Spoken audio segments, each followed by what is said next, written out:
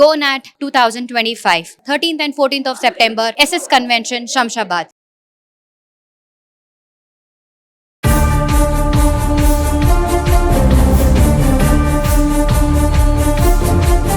నమస్తే, welcome back to Suman TV. Present మనతో పాటు ఉన్నారు అనలిస్ట్ మందర్ కృష్ణారెడ్డి గారు. నమస్తే సార్. నమస్తే అమ్మా. సార్, ట్రంప్ ఎప్పుడైతే అధికారంలోకి వచ్చారో అప్పటి నుంచి డెసిషన్స్ తీసుకోవడం మనం చూస్తూనే ఉన్నాం. H1B వీసా కానీ, F1 వీసా కానీ, ఇల్లీగల్ ఇమిగ్రెంట్స్ కానీ, బర్త్ రైట్ సిటిజన్షిప్. మరి ఇప్పుడు ఏంటంటే సైడ్ ఇన్కమ్ ఉంటే వీసా బహిష్కరణ అని చెప్పేసి ఒక నోటీస్ అయితే ఇవ్వడం జరిగింది. అంటే F1 వీసా, H1B వీసా ఉన్న వాళ్ళు, స్టూడెంట్ వీసా పైన వెళ్ళిన వాళ్ళు చదువుకుంటూ పార్ట్ టైం జాబ్ చేస్తూ ఉంటారు. మామూలుగా జాబ్ చేసే వాళ్ళు కూడా పార్ట్ టైం జాబ్స్ అంటే అక్కడ ఉన్నటువంటి ఎక్స్పెన్సెస్కి తగ్గట్టుగా. సో మరి ఇప్పుడు ఇది చేస్తే వీసా మొత్తం క్యాన్సిల్ చేస్తామంటున్నారు. ఒకసారి డీటెయిల్స్ మాట్లాడుతాం. ట్రంప్ తీసుకున్న నిర్ణయాల్లో మరొక నిర్ణయం ఏంటంటే, ఎలాంటి ఉద్యోగస్తుడైనా ఇంకా H1B వీసాకే చెప్పాడు అంటే ఇక మామూలుగా మిగతా విషయాన్ని అన్ని వచ్చినట్టే లెక్క దీంట్లోకి. అంటే అమెరికాలో ఏ జాబ్స్ చేసేవాళ్ళైనా సరే, స్టూడెంట్స్కి ఆల్రెడీ ఇంతకుముందే చెప్పాడు, యూనివర్సిటీలో మాత్రమే మీరు ఏదైనా జాబ్ చేస్తే చూసుకోవాలి.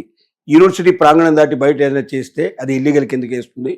అలాంటి వాళ్ళని వెంటనే కాళ్ళు చేతులు కట్టేసేసి మీ దేశంలో పడేస్తారని ఎప్పుడూ చెప్పాడు, చేశాడు కూడా చాలామందిని.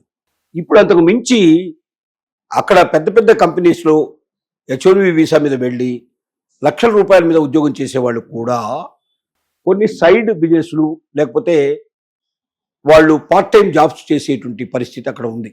ఇక్కడ వాళ్ళ యొక్క వర్క్ అవసరమై వేరే కంపెనీలు కూడా కోరచ్చు. వాళ్ళ ఆఫీస్ టైం అయిపోయిన తర్వాత మిగతా టైం లోపల ఏదైనా సమస్య వచ్చింది వాళ్ళ కంప్యూటర్లో కానీ లేకపోతే వాళ్ళకున్న సిస్టమ్స్లో కానీ ఏదైనా తేడాలు వస్తే వీళ్ళు వెళ్ళి దాన్ని రెక్టిఫై చేసి దానికి ఎంతో కొంత ఇన్కమ్ వాళ్ళు కొంత అమౌంట్ ఇవ్వడం అనేది సహజంగా జరుగుతూ ఉంటుంది. అలాగే చిన్న చిన్న వ్యాపారాల్లో కూడా వీళ్ళు పెట్టుబడి పెట్టడం తీసుకోవడం అట్లాంటివి కూడా జరిగాయి. ఇప్పుడు దాకా అక్కడ వచ్చిన ప్రెసిడెంట్ వీటి మీద ప్రత్యేకమైనటువంటి ఏ రకమైన శిక్షలు విధించడం కానీ అట్లాంటివి జరగల.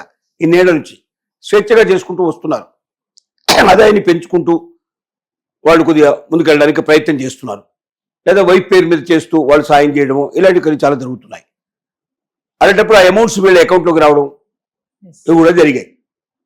ఇప్పుడు తను చెప్పేది ఏమిటంటే, ప్రతి ఒక్కడి లెక్క తీయండి.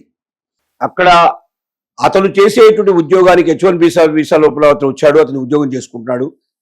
ఎంత శాలరీ అయితే కంపెనీ నుంచి వచ్చిందో అంతే ఆదాయం అతని దాంట్లో ఉందా, అకౌంట్లో ఉందా, ఎక్స్ట్రా ఉందా, ఇంకా ఎక్స్ట్రా ఉందా, అది ఎక్కడి నుంచి వచ్చింది, ఎందుకు వచ్చింది, అది వేరే వ్యాపారం చేయడం వల్ల కానీ ఏదైనా పార్ట్ టైం జాబ్ చేయడం వల్ల కానీ అదనంగా వచ్చినట్టయితే తప్పనిసరిగా అతని వెంటనే దేశ బహిష్కరణ చేయాల్సిందిగా, అతని మీద యాక్షన్ తీసుకోవాల్సిందిగా కోరుకుంటున్నాడు.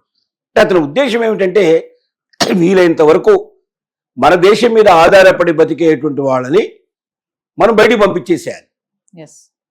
మన దేశానికి డబ్బు తీసుకొచ్చేవాడు, మన దేశానికి ఆదాయ వనరులు సమకూర్చేవాడు, మన దేశానికి తన మేధస్సుతోటి ఎక్కువ లాభ్యం చేకూర్చేటువంటి వాడు, అలాంటి వాళ్ళు మాత్రమే మనకు ఉండాలి.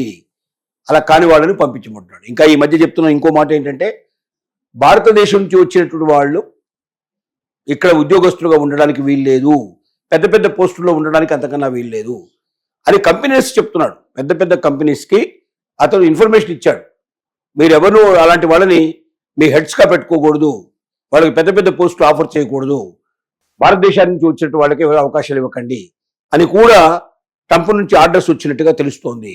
ఇది చాలా డేంజర్. అంటే ఒక రకంగా భారతదేశాన్ని బహిష్కరించడానికి అతను సిద్ధపడుతున్నాడు.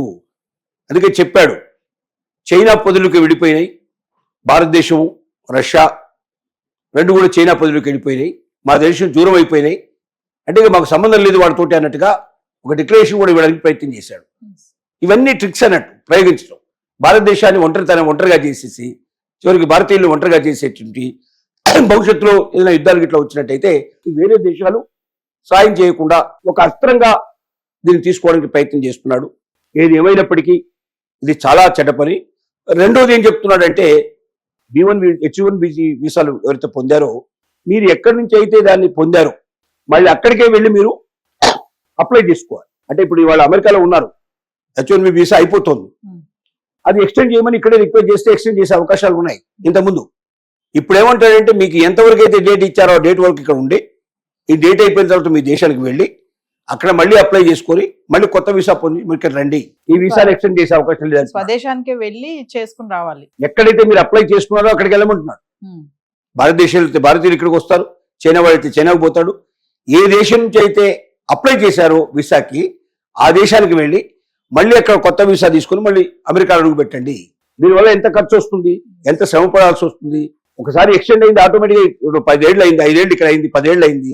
ఇంతకుముందు అయితే 15 ఏళ్ళు, ఇంకో 5 ఏళ్ళు 4 ఏళ్ళు ఎక్స్టెండ్ చేసేవాడు. కంపెనీ లెటర్ ఇస్తుంది, కంపెనీ లెటర్ మీద దాన్ని ఎక్స్టెండ్ చేసేవాడు ఆటోమేటిక్గా. ఎందుకు మళ్ళీ ఇండియాకి వెళ్ళాలి, మళ్ళీ ఎందుకు అప్లై చేయాలి అంటే ఏంటి, ఇవ్వకూడదు అనేటువంటి ఆలోచన ఉందన్నమాట. ఈ పని పూర్తయిన తర్వాత ఇక్కడ ఎవరికైతే వీసా పూర్తవుతుందో మళ్ళీ వాళ్ళని తిరిగి తీసుకోవడానికి నానా రకాల పరీక్షలన్నీ పెట్టి వాటన్నింటిలో నెగ్గిన వాడిని తీసుకుంటారు, నెగ్గిన వాడిని అక్కడే వదిలేస్తాడు. అంటే దీన్ని వడబోయడం అంటారు. వీలైనంత వరకు వడబోసి పనికిరాని సరుకు అంతా తీసి పారేసి పనికొచ్చే సరుకులు మాత్రం ఉంచుకోవాలంటూ ఒక ఆలోచనతోటే ఇదంతా చేస్తున్నాడు. దానికి అనుగుణంగానే ఈ రకంగా అతను ప్రయత్నిస్తున్నాడు. అనేక రకాలైనటువంటి జీవోలు తీసుకొస్తున్నాడు, అనేక రకాల ప్రెషర్స్ పెడుతున్నాడు. ఆ ప్రెషర్స్ లో బాగా జరుగుతోంది.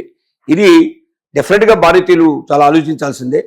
వీలైనంత వరకు భారతీయులు ఇంకా కొత్త వాళ్ళు మాత్రం అక్కడికి పోవడానికి వెళ్లకుండా ఇక్కడే ఏదో ఒక ఉపాధి కోసం మనం ప్రయత్నం చేయడం మంచిది. ఇంత తక్కువ చూపు చూస్తూ, చిన్న చూపు చూస్తూ భారతీయుల్ని ఎలా వదిలించుకోవాలనుకునేటువంటి దేశానికి భారతీయులు పోటీపడి వెళ్ళడం అనేది మానేయడం చాలా మంచిది. ఎప్పుడైతే భారతీయులు దాన్ని పెద్దగా పట్టించుకోవడం మానేస్తారో అమెరికాని, అప్పుడు మన కోసం వెంపర్లాడే పరిస్థితులు ఏర్పడతాయి తప్ప, ఎప్పటిదాకైతే మనం భారతదేశం అమెరికా కోసం వెళ్ళడానికి సిద్ధపడుతున్నారో భారతీయులు, అక్కడ చదువుకోవడానికి, అక్కడ ఉద్యోగం చేయడానికి పోటీ పడుతున్నారో, అప్పటిదాకా ఈ రకమైనటువంటి అసహించుకోవడాలు, ఈ రకమైనటువంటి నిర్ణయాలు తీసుకోవడం అనేది తప్పనిసరిగా జరుగుతాయేమో అని అనిపిస్తుంది. సో ప్రెసెంట్ అయితే మన వాళ్ళ పైన ఎక్కువ అలర్ట్ అయితే బాగానే ఉందనుకోవచ్చు అంటారు. అలర్ట్నెస్ డెఫినెట్ గా డేగ కన్నుతో చూస్తోంది. ఎక్కడ తప్పు జరిగితే ఎక్కడ పట్టుకుందామా, ఎక్కడ వాళ్ళని దేశం నుంచి పంపిద్దామని ఎదురు చూస్తోంది. కాబట్టి ప్రతి ఒక్కరు వణికిపోతున్నారు. అక్కడ ఉన్న వాళ్ళు ఎవరు కూడా నిద్ర కూడా సరిగ్గా పోవడం లేదు. అలాంటి పరిస్థితిలో ఉన్నారు వాళ్ళు. అమెరికాలో ఉన్న మన తెలుగు వాళ్ళు కానీ, లేకపోతే భారతీయులు కానీ, ఇతరుల నుంచి వలసిపోయిన వాళ్ళందరి పరిస్థితి అట్లాగే ఉంది.